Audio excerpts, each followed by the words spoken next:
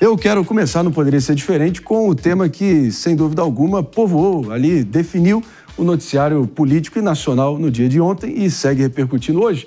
Porque quem endossou o coro de que o nosso dinheiro não está dando conta de tanta conta foi ninguém mais, ninguém menos que o governador de São Paulo, Tarcísio de Freitas, que participou de um ato em defesa da anistia lá na orla de Copacabana, no Rio de Janeiro. E algumas falas foram mal recebidas pelo atual governo federal, não poderia ser diferente. Vamos conferir aqui em nome da precisão.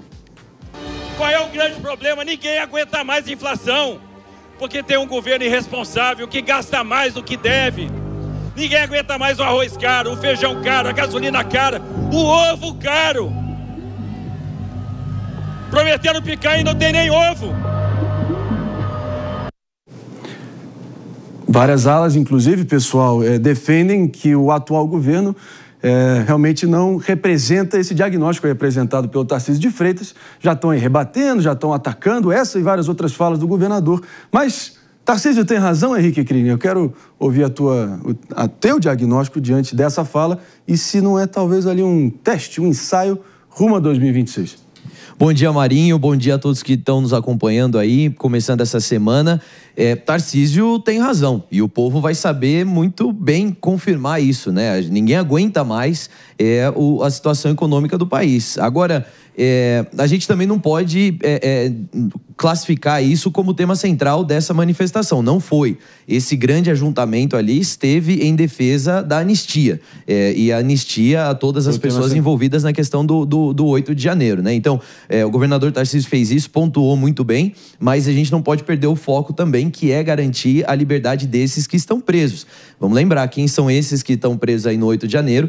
São pessoas que picharam estátua com batom, são pessoas que talvez depredaram aqui, depredaram ali, deveriam ser punidas, devem ser punidas da maneira correta, mas não foram. Por isso, o recurso da anistia. Então, esse ato foi muito simbólico. Acho que a coisa que a gente mais pode oferecer enquanto população é sempre o nosso posicionamento. Foi muito importante. Acho que trouxe uma voz, um coro em defesa dessas pessoas que estão presas e não têm direito a nenhum tipo de manifestação maior, né? Todas as vezes que tentaram uma manifestação em conjunto foram silenciadas. Sim. Então tem uma série de coisas ali que precisam ser analisadas e esse ato trouxe uma verdade, trouxe luz aí ao que está acontecendo de verdade no nosso país. Agora, meu caro Felipe Monteiro, PP, mais uma vez, como em qualquer manifestação nos dias de hoje, saem da toca os sommeliers de manifestação, tentando medir ali de fato qual foi a presença de fato que se deu ali na orla de Copacabana. Muita gente ali dizendo que flopou, que no máximo tinha 18.300, de acordo com o levantamento da Universidade de São Paulo, a USP. Outras previsões um pouco mais otimistas, dando algo em torno de 26 mil ou até 50 mil, enquanto a PM de Cláudio Castro, a Polícia Militar do Estado do Rio de Janeiro, cravou 400 mil, que ninguém em sã consciência pode cravar que foi 400 mil pessoas cá entre nós. Mas a gente está diante, mais uma vez, dessa medição para ver realmente qual foi o grau de engajamento cívico em torno da pauta da anistia e do presidente Bolsonaro, que realmente foi o centro das atenções. Não poderia ser diferente.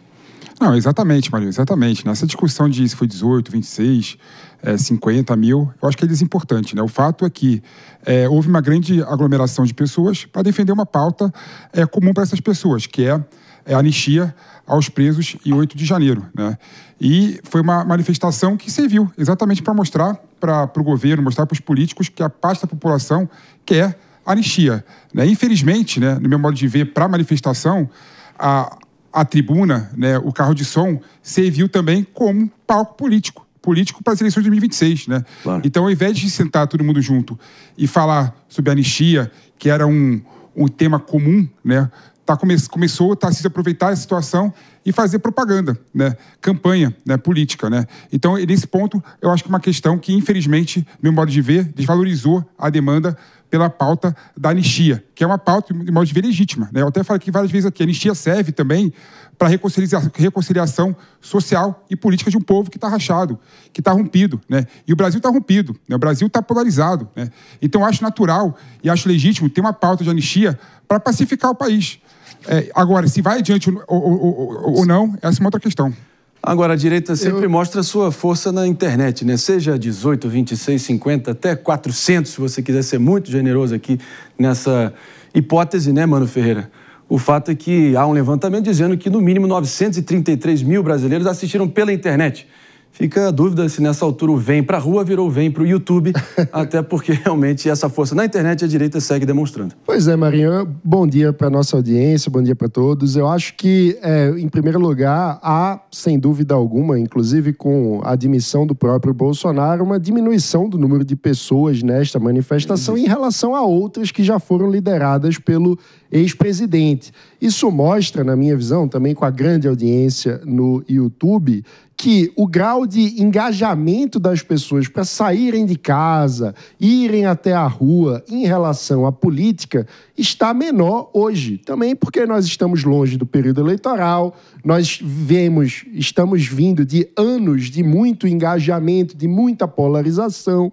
Ou seja, acho que o comportamento em geral do público brasileiro sobre a política se mantém crítico, se mantém atento, mas não com o mesmo grau de engajamento de outros momentos. E isso explica porque tem muita audiência online, mas não tem tanta gente como em outros momentos presencialmente. E acho que também há uma evidente separação de formas de liderança, né? Porque nós temos Bolsonaro focando na pauta da anistia, enquanto Tarcísio fez, de fato, um ensaio do que pode ser um discurso para uma eventual candidatura à presidência da República, focando muito mais nas críticas aos problemas econômicos do atual governo. Na minha visão, a postura de Tarcísio ecoa um volume muito maior de corações Brasil afora. Tem muito mais gente no Brasil preocupada com o preço da feira e com o aumento no custo do ovo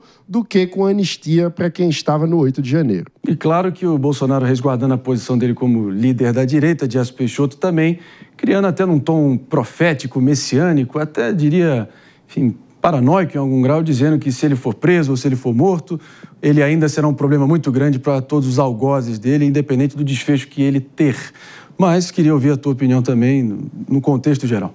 Indo direto no ponto do Mano aqui, a realidade é que o Tarcísio também falou muito de anistia. Ele mencionou, inclusive, o apoio formal do seu partido, Republicanos, à pauta da anistia. Então, embora esse seja um recorte de um momento em específico onde ele critica o governo federal, e eu tenho com os colegas aqui uma concordância que isso também pode ser um discurso já forte para 2026, a grande questão é que todos os presentes tiveram como pauta principal a anistia aos presos do 8 de janeiro. Não há uma pauta maior dentro dessa manifestação que esta. Tanto é que na praia ali de Copacabana haviam alguns cartazes, uns materiais com fotos dos presos, quem eles eram, de onde vinham, se era mãe, se era avó, se era pai. Então havia toda uma comoção em torno disso. E um detalhe que me chama a atenção na manifestação é que, como vocês estão vendo aí na tela, para quem está nos escutando não consegue ver, mas tem uma bandeira dos Estados Unidos bem ao lado ali, com uma foto do atentado do Donald Trump com as palavras fight,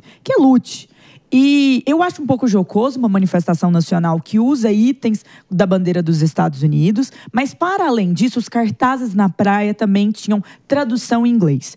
Nós temos visto Eduardo Bolsonaro fazer uma articulação voltada para o exterior em relação aos tópicos do Brasil.